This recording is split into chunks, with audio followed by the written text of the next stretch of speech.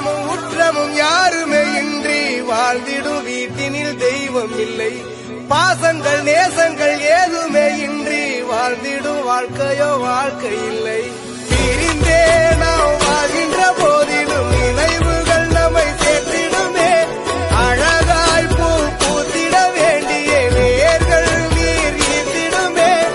இன்னொரு ஜென்மம் அது கிடைத்தாலும் கூட இதுபோல் ஒரு சொந்தம் கிடைத்திட நாம் மனம் கேட்போம். துன்பங்கள் துயரங்கள் யார் தந்த போதிலும் இன்பங்கள் மட்டும் நாம் சேர்த்து வைப்போம்.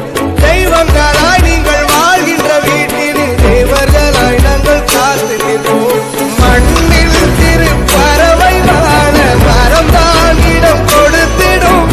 மரம்தான் இடம் கொடுத்த போதும் மண்தான் உயிர் அளித்திடும்.